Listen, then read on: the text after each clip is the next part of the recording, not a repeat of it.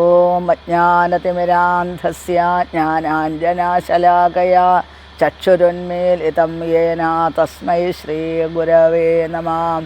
പീതാംബരം കരവിരാജിതശംഖചക്രകൗമോദകീ സരസിജം കരുണാസമുദ്രം രാധാസഹായം അതിസുന്ദരമന്ദഹാസം വാതാലയേശമനിശം ഹൃദി ഭാവയാമി. ഭഗവാന്റെ കഥകൾ പറയുന്നത് പോലെ തന്നെ വളരെയധികം ഇഷ്ടമാണ് ഭഗവാന്റെ ഭക്തന്മാരുടെ കഥകൾ പറയുന്നത്. പ്രത്യേകിച്ചും വൃന്ദാവനമായിട്ട് ബന്ധപ്പെട്ട ഭക്തന്മാരുടെ കഥ, ശ്രീ ഗുരുവായൂരപ്പനായിട്ട് ബന്ധപ്പെട്ട ഭക്തന്മാരുടെ കഥകൾ ഭഗവാന് വളരെ ഇഷ്ടമാണ് എന്നാണ്. ഭഗവാൻ വാസ്തവത്തിൽ എപ്പോഴാണ് എഴുന്നേൽക്കുക? രാവിലെ ബ്രാഹ്മമുഹൂർത്തത്തിൽ എഴുന്നേൽക്കും. ഭഗവാൻ ധ്യാനിക്കും. ആരെ ധ്യാനിക്കാറുള്ളത്? ഭഗവാന്റെ ഭക്തന്മാരെയാണ് ധ്യാനിക്കാറുള്ളത് ഭഗവാൻ എന്നാണ്. അപ്പം നമ്മൾ ബ്രാഹ്മമുഹൂർത്തത്തിൽ എഴുന്നേറ്റ് ഭഗവാനെ ധ്യാനിക്കുമ്പോൾ ബ്രാഹ്മമുഹൂർത്തത്തിൽ എഴുന്നേറ്റ് ഭഗവാനെ ധ്യാനിക്കുന്ന ഭക്തന്മാരെ ഭഗവാൻ ധ്യാനിക്കും. അതാണ് ഗോസേവ. അത് ഭഗവാന്റെ ആദ്യത്തെ പരിപാടി. ധ്യാനം കഴിഞ്ഞാൽ പിന്നെ നേരെ ഭഗവാൻ ഗോശാലയിലേക്കാണ് പോവുക, പശുക്കളായിട്ട് ബന്ധപ്പെട്ട്. പിന്നെ ഭഗവാൻ ശംഖനാദം ചെയ്യും. 2 രത്നങ്ങളാണ് ഈ ഭൂമിയിൽ അവശേഷിച്ചിട്ടുള്ളത് ആ സനാതനധർമ്മകാലത്തെ എന്നാണ്. അതാണ് ഗോ എന്നുള്ള രത്നം. പിന്നെ പാലാഴി വധത്തിൽ ലഭിച്ചതാണത്. പിന്നെ ശംഖ്, പാഞ്ചജന്യ ശംഖ് എന്നുള്ള രത്നം. ഈ ശംഖ് എന്നുള്ള അതിനെ തൊട്ട് കഴിഞ്ഞാൽ തന്നെ നമുക്ക് പ്യൂരിഫിക്കേഷൻ ഉണ്ടാവണു, പരിശുദ്ധത ഉണ്ടാവണു. അതുകൊണ്ടാണ് ഈ പൂജകൾക്കൊക്കെ ശംഖ് ഉപയോഗിക്കുന്നത്, ശംഖനാദം ചെയ്യണത്. പിന്നെ പശുവിനെ പൂജിക്കുന്നത്. അത് ഈ രണ്ട് രത്നങ്ങൾക്ക് വളരെ പ്രാധാന്യമുണ്ട് എന്നാ പറയുക. അതേപോലെ പ്രാധാന്യമുള്ളതാണ് ഭഗവാന്റെ ഭക്തന്മാർ എന്നാണ്. വൃന്ദാവനത്തിലെ ഭക്തന്മാർ, ഗുരുവായൂരപ്പൻ്റെ ഭക്തന്മാർ. ഇപ്പോൾ ചൈതന്യ മഹാപ്രഭുവിൻ്റെ പരമ്പരയിൽ വന്നിട്ടുള്ള ശിഷ്യഗണങ്ങളിൽപ്പെട്ട ഏറ്റവും പ്രധാനപ്പെട്ട, ഏറ്റവും ധനാഢ്യനായിട്ടുള്ള ഒരു മഹാത്മാവായിരുന്നു, ഗോസ്വാമിയായിരുന്നു രഘുനാഥദാസ ഗോസ്വാമി എന്നാണ്. രഘുനാഥദാസ ഗോസ്വാമിയുടെ ഒരു മാസത്തെ വരുമാനം എത്രയായിരുന്നു? അത് ലാഭം എത്രയായിരുന്നു? 5 ലക്ഷം സ്വർണ്ണ നാണയങ്ങൾ ഒരു മാസത്തെ ലാഭം. വലിയ ജന്മിയായിരുന്നു, ലാൻഡ് ലോഡായിരുന്നു അദ്ദേഹത്തിൻ്റെ അച്ഛൻ. ഒരേ ഒരു പുത്രനായിരുന്നു, ധാരാളം ധനം ഉണ്ടായിരുന്നു. 5 ലക്ഷം സ്വർണ്ണ നാണയം ഒരു മാസം ലാഭം കിട്ടുമെന്ന് പറഞ്ഞു കഴിഞ്ഞാൽ എത്ര ധനാഢ്യന്മാരായിരുന്നു അവർ. നവദ്വീപിലുള്ള സകല ബ്രാഹ്മണരുടെയും എല്ലാ ചെലവുകളും വഹിച്ചിരുന്നത് ഈ രഘുനാഥദാസ ഗോസ്വാമിയുടെ അച്ഛനായിരുന്നു. ഗോവർദ്ധനദാസ് എന്ന് പറയും, അദ്ദേഹമായിരുന്നു ഇത് ചെയ്തിരുന്നത് എന്നാണ്. അപ്പോൾ എന്തുകൊണ്ടാണെന്നറിയില്ല, ബ്രാഹ്മണരുടെ അനുഗ്രഹം കൊണ്ട്, പുണ്യം കൊണ്ട് രഘുനാഥദാസ ഗോസ്വാമിക്ക് വളരെ ചെറുപ്പത്തിൽ തന്നെ, അതായത് ഹരിദാസ് ഠാക്കൂറിനെ കാണാനും അവരുടെ അനുഗ്രഹങ്ങൾക്ക് പാത്രമാവാനും സാധിച്ചു. ഒരു ദിവസം 3 ലക്ഷം ഹരേകൃഷ്ണ മഹാമന്ത്രം ജപിക്കുന്ന ബ്രഹ്മാവിൻ്റെ പുനരവതാരമായിരിക്കുന്ന ഹരിദാസ് ഠാക്കൂറിൽ നിന്നും നാമജപം കേട്ടു. നാമജപം കേട്ട സമയത്ത് തോന്നി തനിക്ക് തിരുനാമം ജപിക്കണമെന്ന് തോന്നി. അതുമാത്രമല്ല, ഈ ഹരിദാസ് ഠാക്കൂറിൻ്റെ ഈശ്വരൻ ആരാണ്? സാക്ഷാൽ ചൈതന്യ മഹാപ്രഭുവാണ്. മഹാപ്രഭുവിൻ്റെ ദാസനായി തീരണമെന്നും തോന്നി ഈ രഘുനാഥ ഗോസ്വാമിക്ക് എന്നാണ്. അപ്പോൾ സമയം നിത്യാനന്ദ പ്രഭുവിൻ്റെ എന്തെന്നില്ലാത്ത ഒരു വാത്സല്യവും കരുണയും അദ്ദേഹത്തിനുണ്ടായി. നിത്യാനന്ദ പ്രഭുവിൻ്റെ കരുണ ഉണ്ടെങ്കിൽ മാത്രമേ മഹാപ്രഭുവിൻ്റെ അനുഗ്രഹത്തിന് പാത്രമായി തീരുള്ളൂ ഒരു വ്യക്തി എന്നാണ്. അപ്പോൾ നിത്യാനന്ദ പ്രഭുവിൻ്റെ ആ ഒരു അനുഗ്രഹം കൊണ്ടാണ് അദ്ദേഹത്തിന് തൻ്റെ ഈ സമ്പത്ത് മുഴുവൻ, ഇത്രയും ഐശ്വര്യപൂർണ്ണമായിട്ടുള്ള ഗൃഹത്തിനെ ഉപേക്ഷിക്കാൻ സാധിച്ചു. അതിന് മുമ്പ് എത്രയോ തവണ മഹാപ്രഭുവിനെ കാണാനായിട്ട് എനിക്ക് ഭഗവാൻ മാത്രം മതി, ഇതൊന്നും ആവശ്യമില്ല എന്ന് പറഞ്ഞിട്ട് അദ്ദേഹം രഘുനാഥ ഗോസ്വാമി വന്നിരുന്നു. അപ്പോഴൊക്കെ മഹാപ്രഭു പറഞ്ഞു, ഗൃഹത്തിലേക്ക് തിരിച്ചു പോകൂ.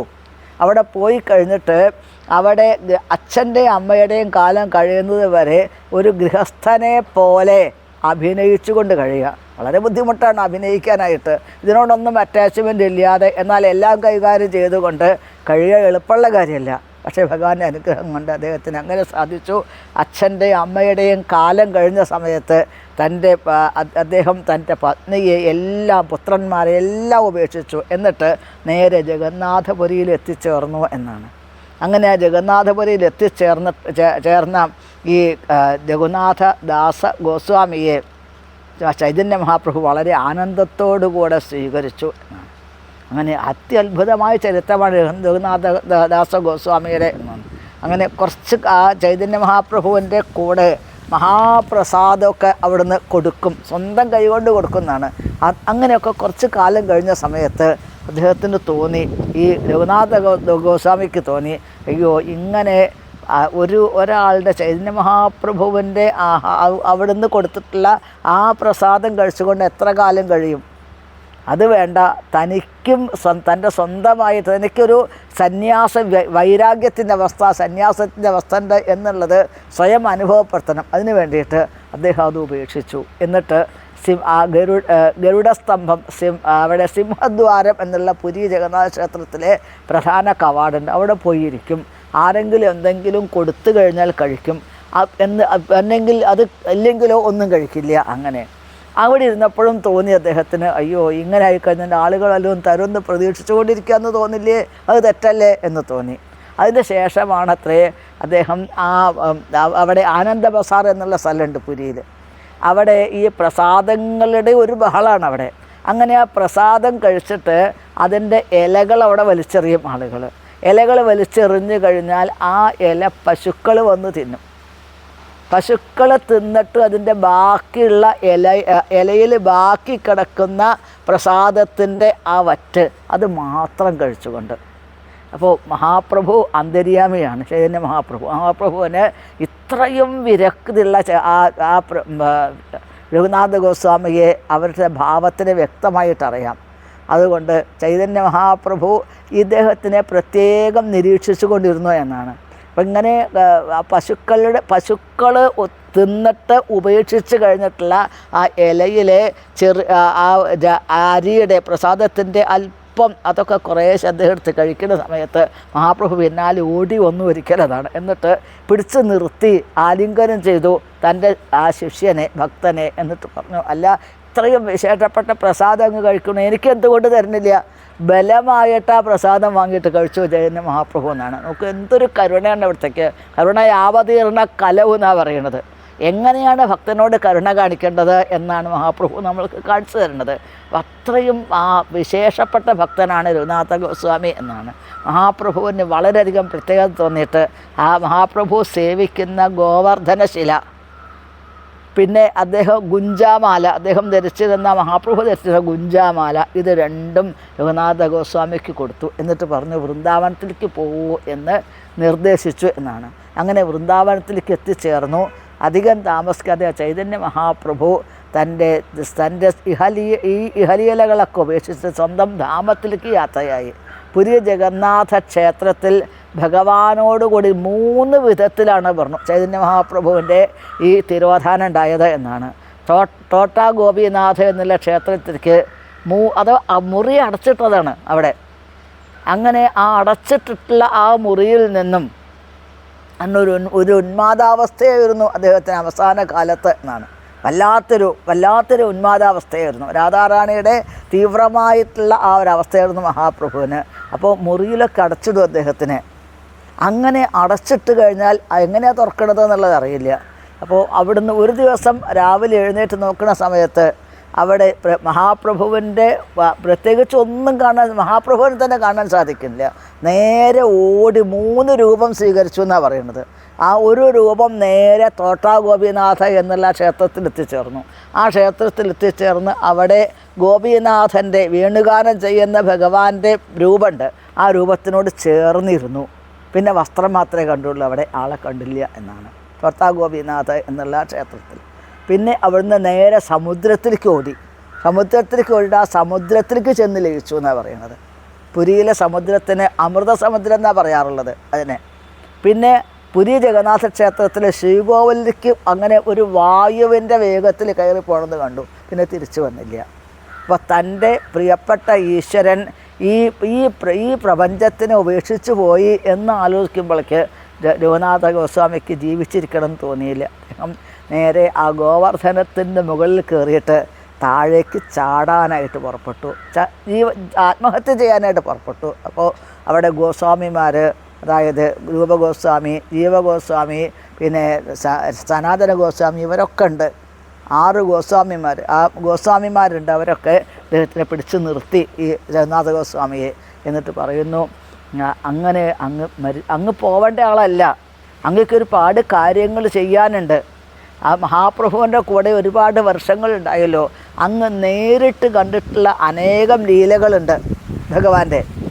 ആ ലീലകളെക്കുറിച്ചിട്ട്, പിന്നെ വൃന്ദാവനത്തിലെ കൃഷ്ണൻ്റെ ലീലകളെക്കുറിച്ച്, രാധാറാണിയെക്കുറിച്ചിട്ട് ഇതെല്ലാം അവിടുന്ന് ഞങ്ങൾക്ക് പറഞ്ഞു തരണം എന്ന് പറയാണ്. അതിനനുസരിച്ച് ആ രഘുനാഥദാസ ഗോസ്വാമി ഇവിടെ വൃന്ദാവനത്തിലെ യമുനാ തീരത്തിരുന്നു കൊണ്ട് ചൈതന്യ മഹാപ്രഭുവിൻ്റെ ദിവ്യമായ ലീലകളെക്കുറിച്ചിട്ട്, അതുമാത്രമല്ല വൃന്ദാവന ലീലകളെക്കുറിച്ചിട്ട്, മഹാപ്രഭുവിൻ്റെ ദിവ്യമായ കരുണ കൊണ്ട് രാധാറാണിയുടെയും ഭഗവാന്റെ ഒക്കെ വളരെ ഗൂഢമായിട്ടുള്ള രഹസ്യങ്ങൾ നിറഞ്ഞിട്ടുള്ള അത്ഭുതകരമായിട്ടുള്ള കഥകളെക്കുറിച്ചിട്ട് മുഴുവൻ അവിടുന്ന് വിവരിച്ച് പറയണ്ടായി.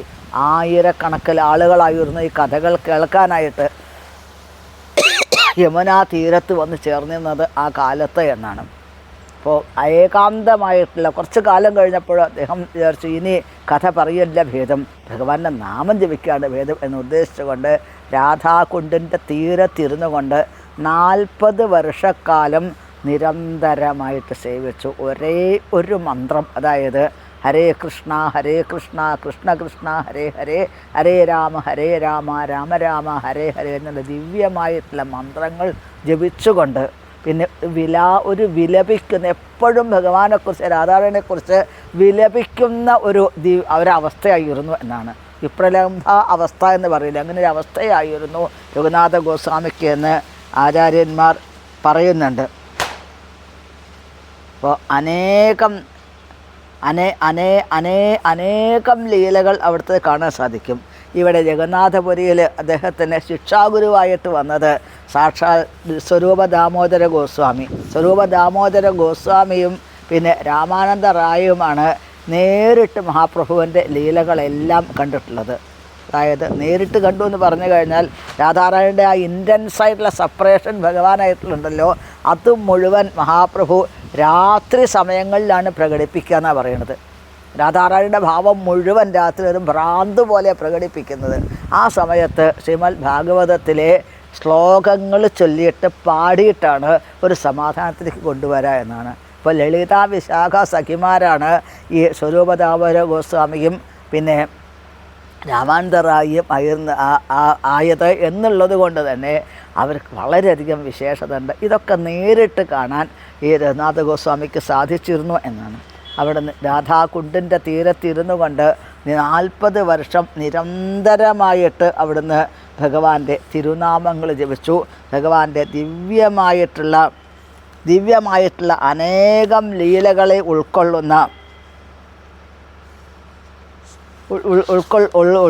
ഉൾക്കൊണ്ടുകൊണ്ട് അനേകം കൃതികൾ അദ്ദേഹം എഴുതി എന്നാണ്. അദ്ദേഹത്തിൻ്റെ അതായത് ഈ ജീവിതം മുഴുവൻ ഒരു നിമിഷം പോലും സ്വന്തം ഇന്ദ്രിയസുഖത്തിന് വേണ്ടി ഈ രഘുനാഥ ഗോസ്വാമി ജീവിച്ചിരുന്നില്ല എന്ന് ഒരു നിമിഷം പോലും. പിന്നെ ഈ ശരീരവും ഈ മനസ്സും നിലനിർത്താൻ വേണ്ടിയിട്ട് എത്ര കണ്ട് ആഹാരം ആവശ്യമാണോ അത്രമാത്രം വളരെ ലിമിറ്റായിട്ടുള്ള ആഹാരം മാത്രമേ കഴിച്ചിരുന്നുള്ളൂ എന്നാണ്.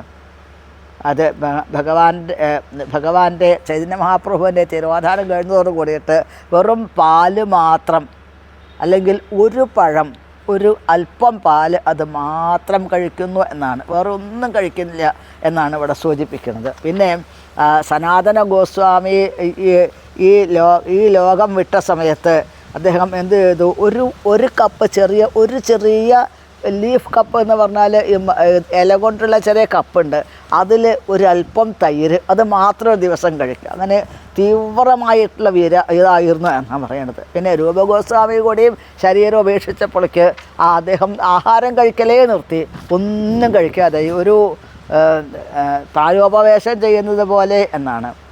3 പുസ്തകങ്ങളാണ് രഘുനാഥ ഗോസ്വാമി എഴുതിയിട്ടുള്ളത്. ഇന്ന് സ്തവാവലി എന്നുള്ള പുസ്തകം, അത് മനഃശിക്ഷ, പിന്നെ വിലാപ കുസുമാഞ്ജലി എന്നുള്ളത്, പിന്നെ ദാനകേളി ചിന്താമണി എന്നുള്ള ബുക്ക്, പിന്നെ ജീവധർമ്മത്തിൽ ഇവിടെ ഭക്തിവിനോദ ഠാക്കൂർ പറയുന്നു രഘുനാഥദാസ ഗോസ്വാമി ഏറ്റവും കൂടുതൽ രാധാറാണിയോടുള്ള ദിവ്യമായിട്ടുള്ള പ്രേമത്തിൻ്റെ നേരിട്ടുള്ള രൂപമായിരുന്നു രഘുനാഥദാസ ഗോസ്വാമി എന്നാണ് പറയാറുള്ളത്. പിന്നെ ഈ ലോകത്തിന് മുഴുവൻ പഠിപ്പിക്കാൻ വേണ്ടിയിട്ട് രാധാറാണി അതായത് അവിടുത്തെ ദിവ്യമായിട്ടുള്ള ആ ഭാവത്തെ ഉൾക്കൊണ്ടുകൊണ്ട് അവിടുന്ന് രാധാറാണിയെ ഭജിച്ചുകൊണ്ട് ആ രാധാകുണ്ടിൻ്റെ അടുത്തായിട്ട് താമസിച്ചു. ഇന്നും നമ്മൾക്ക് കാണാൻ സാധിക്കും രാധാകുണ്ടിൻ്റെ തീരത്തായിട്ട് അവിടെ രഘുനാഥദാസ ഗോസ്വാമി ഭജിച്ചിട്ടുള്ള സ്ഥലം കാണാൻ സാധിക്കും. ആ മഹാപ്രഭു കൊടുത്തിട്ടുള്ള ആ ശില ഗോവർദ്ധന ശിലയും കാണാൻ സാധിക്കും. അവിടുത്തെ മഹാപ്രഭു കൊടുത്തിട്ടുള്ള ഗുഞ്ചാമാല അതും കാണാൻ സാധിക്കും. 24 മണിക്കൂറും ഹരേ കൃഷ്ണ സങ്കീർത്തനം ഇന്നും അവിടെ നടന്നുകൊണ്ടിരിക്കുന്നു. രാധാകുണ്ടിൻ്റെ തീരത്ത് എത്രയോ തവണ അവിടെ പോവാനും ആ സങ്കീർത്തനത്തിൽ പങ്കെടുക്കാനും അവിടെ ഇരിക്കാനും സാധിച്ചിട്ടുണ്ട് എന്നത് ജീവിതത്തിൻ്റെ വലിയൊരു ഭാഗ്യമായിട്ട് എനിക്ക് കണക്കാക്കാൻ സാധിക്കും. രഘുനാഥ ഗോസ്വാമിയുടെ ആ വിശേഷപ്പെട്ട ആ പുസ്തകം ഏതാണ്? രാധാറാണിയുടെ സുപ്രീമസിയെ ലോകത്തിനെ വിളംബരം ചെയ്യുന്ന വിലാപ കുസുമാഞ്ജലി എന്നുള്ള വിശേഷപ്പെട്ട ആ ഒരു ഗ്രന്ഥം അത് അവിടുത്തെ ലോകത്തിന് മുഴുവൻ അത്ഭുതപ്പെടുത്തുന്നു. അതായത് വിശേഷപ്പെട്ട ഈ കളക്ഷൻ ഓഫ് ഇൻറ്റൻസ് പ്രേയേഴ്സ്, രാധാറാണിയോടുള്ള പ്രാർത്ഥനകളാണ് അതിൽ കാണാനായിട്ട് സാധിക്കുന്നത് എന്നാണ്. രാധാറാണിയുടെ ആ ഒരു സർവീസിൽ കൂടെ മാത്രമാണ് നമ്മൾക്ക് കൃഷ്ണപ്രേമത്തിലേക്ക് എത്തിച്ചേരാൻ സാധിക്കുക എന്നുള്ളതും അത് പറയുന്നുണ്ട്. ആചാര്യന്മാർ പറയാറുണ്ട്. ഇപ്പോൾ രാധാറാണിയെക്കുറിച്ച് എന്താ പറയാറുള്ളത്? എൻ്റെ ജീവിതത്തിൻ്റെ രാജ്ഞി, എൻ്റെ ജീവൻ്റെ രാജ്ഞിയാണ് രാധാറാണി എന്നാണ് അവിടുന്ന് പറയാറുള്ളത് എന്നാണ്. അദ്ദേഹം പറയാറുണ്ട്, എൻ്റെ ജീവിതം നിഷ്ഫലമാണ്. ഞാൻ അവിടുത്തെ രാധാറാണിയോട് പറയാറുണ്ട് എപ്പോഴും, എനിക്ക് അവിടുത്തെ ഒരു മെഴ്സി, ഒരു ദയ കിട്ടിയിട്ടില്ല എന്നുണ്ടെങ്കിൽ എനിക്ക് ഈ രാധാകുണ്ടിൻ്റെ തീരത്തിരിക്കുന്നതിന് പ്രത്യേകിച്ച് കാര്യമില്ലല്ലോ, നിഷ്ഫലമാണ് എൻ്റെ ജീവിതം. ഈ വൃന്ദാവനത്തെക്കുറിച്ചൊന്നും എനിക്ക് പറയാൻ സാധിക്കില്ല, കൃഷ്ണനെക്കുറിച്ചൊന്നും എനിക്ക് പറയാൻ സാധിക്കില്ല. കാരണം എന്താണ്? അവിടുന്ന് രാധാറാണിയുടെ അനുഗ്രഹം ഇല്ലെങ്കിൽ എനിക്ക് ഒന്നും ഒരു നിമിഷം പോലും ജീവിച്ചിരിക്കാനോ ഭഗവാനെക്കുറിച്ച് ചിന്തിക്കാനോ സാധിക്കില്ല എനിക്ക്. അതുകൊണ്ട് അല്ലയോ രാധാറാണി, എൻ്റെ ജീവിതത്തിൻ്റെ ലക്ഷ്യം അവിടുത്തെ കരുണ ഒന്ന് മാത്രമാണ്. അതുകൊണ്ട് അവിടുന്ന് എന്നോട് കരുണ കാണിക്കൂ എന്ന് രഘുനാഥദാസ ഗോസ്വാമി പ്രാർത്ഥിക്കാറുണ്ടായിരുന്നു. അങ്ങനെ നിരന്തരം ഒരു ദിവ്യമായിട്ടുള്ള പ്രേമഭാവത്തിൽ ലയിക്കുന്ന ഭാവം അവിടത്തേക്ക് ഉണ്ടായിരുന്നു എന്നാണ്. വിലാപ കുസുമാഞ്ജലി എന്നുള്ള ഈ ഗ്രന്ഥം അവിടത്തേക്ക് ചെറിയൊരു സന്തോഷത്തിന് കാരണമായി തീരട്ടെ എന്നും പ്രാർത്ഥിക്കാറുണ്ടായിരുന്നു എന്നാണ്. ഇവിടെ രതിമഞ്ജരി എന്നുള്ള അതായത് രാധാറാണിയുടെ തോഴിമാർ സഖിമാർ, ആ രതിമഞ്ജരി എന്നുള്ള ആ തോഴിയാണ് ഇവിടെ രാധാനാഥ ഗോസ്വാമിയായിട്ട് ജനിച്ചത് എന്ന് പറയുമ്പോൾ ശ്രീകൃഷ്ണ ഭഗവാനും ഈ രഘുനാഥ ഗോസ്വാമിയും രാധാറാണിയും തമ്മിലുള്ള ബന്ധത്തിനെ നമ്മൾക്ക് മനസ്സിലാക്കാനായിട്ട് സാധിക്കുന്നു. അത്യത്ഭുതമായ അനേകം അനുഭവ കഥകൾ അവിടെ പറയാൻ സാധിക്കാറുണ്ട്. ഒരിക്കൽ രഘുനാഥ ഗോസ്വാമി അവിടെ പ്രത്യേകിച്ച് ഇപ്പോൾ ക്ഷേത്രമുണ്ട്, പണ്ട് ക്ഷേത്രങ്ങളൊന്നും ഉണ്ടായിരുന്നില്ല. ഭയങ്കരമായിട്ടുള്ള വെയിലിൽ ഇരുന്നു കൊണ്ട് അദ്ദേഹം ഭജന ചെയ്തുകൊണ്ടിരിക്കുന്നു. വൃന്ദാവനത്തിലെ കാലാവസ്ഥകളൊക്കെ വളരെ എക്സ്ട്രീമാണ്, തണുപ്പ്, വെയിൽ, ചൂട് എല്ലാം. അദ്ദേഹം ഒന്നും അറിയില്ല, ഭഗവാനെ സേവിച്ചുകൊണ്ടിരിക്കുകയാണ്. ഒരു ഭാഗത്ത് ഗോവർദ്ധനത്തിൽ വലിയ കാടാണ്, മറുഭാഗത്ത് അതിൻ്റെ അടുത്തായിട്ട് രാധാകുണ്ട്. അപ്പോൾ അവിടെ ഇരുന്നു കൊണ്ട് ഭഗവാനെ സേവിച്ചു കൊണ്ടിരിക്കുന്ന ആ സന്ദർഭത്തിൽ ഒന്നും അറിയില്ല അദ്ദേഹം ശരീരത്തിൻ്റെ ബോധം തന്നെയില്ല. ആ സമയത്ത് കാട്ടിൽ നിന്നൊരു സിംഹം ഇറങ്ങി വരുന്നു. വെള്ളം കുടിക്കാനായിട്ട് സിംഹം ഇറങ്ങി വരികയാണ്. ഇറങ്ങി വരുന്ന സമയത്ത് ഇവിടെ സനാതന ഗോസ്വാമി ആ ഗോവർദ്ധന പരിക്രമ ചെയ്തുകൊണ്ട് ഏകദേശം ആ സ്ഥലത്ത് എത്തിയ സമയത്താണ് സിംഹം ഇറങ്ങി വരുന്നതായിട്ട് കാണുന്നു. അപ്പോൾ ഇവിടെ രാധാകുണ്ടിൻ്റെ തീരത്തിരുന്നു കൊണ്ട് ഭജന ചെയ്തുകൊണ്ടിരിക്കുന്ന ആ രഘുനാഥ ഗോസ്വാമിയുടെ അടുത്തായിട്ട് ഒരു നീല വസ്ത്രം കാണാൻ സാധിക്കുന്നു. നീല വസ്ത്രം കൊണ്ടൊരു മേലാപ്പ് കാണാൻ സാധിക്കുന്നു. നോക്കുമ്പോൾ അവിടെ രാധാറാണി തൻ്റെ ആ ഉടയാട എടുത്തിട്ട്, തന്നെ ഉടയാട അണിഞ്ഞിട്ടുണ്ട്, നീല വസ്ത്രം നിറത്തിലുള്ള ഉടയാട പുതിയത് എടുത്തിട്ട് ഈ ഭക്തന് മേലാപ്പ് പിടിച്ചു കൊടുക്കുന്ന കാഴ്ച. താഴേക്ക് വെയിൽ തട്ടാതിരിക്കാൻ വേണ്ടിയിട്ട്.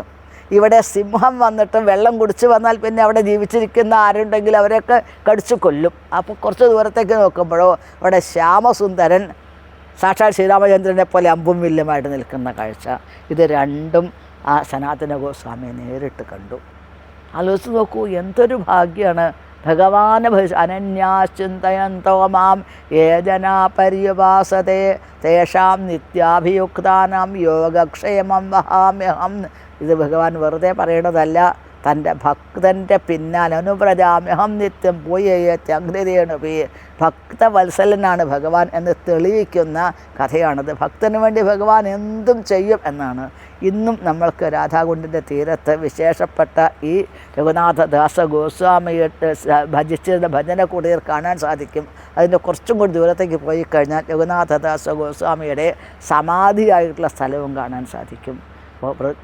ആ രാധാകുണ്ടിൻ്റെ ചുറ്റുമായിട്ടാണ് നമ്മൾ വൃന്ദാവനത്തിൽ കാണുന്ന എല്ലാ ക്ഷേത്രങ്ങളുടെയും ഒരു മാതൃക, ഓരോ ക്ഷേത്രങ്ങളായിട്ട് അതിൻ്റെ ഭാഗമായിട്ട് ഓരോ ക്ഷേത്രങ്ങൾ ആ രാധാകുണ്ടിൻ്റെ തീരത്ത് എങ്ങും കാണാൻ സാധിക്കും. കാരണം ഇവിടെ ഈ വൃന്ദാവനത്തിലെ എല്ലാ മൂർത്തികളും, മിക്കവാറും മൂർത്തികളെ മുഴുവൻ ക്ഷേത്രങ്ങളിൽ നിന്നും ആ ഭഗവാന്മാരെ മുഴുവൻ ജയ്പൂരിലേക്ക് കൊണ്ടുപോയത് ഗോവർദ്ധനത്തിൻ്റെ താഴ്വരയിലൂടെയാണ്. ഒരു ബൈപ്പാസ് ഉണ്ട് അവിടെ, ആ വഴിയാണ് കൊണ്ടുപോയത്. എളുപ്പ വഴിയാണെന്നാണ് പറയുന്നത്.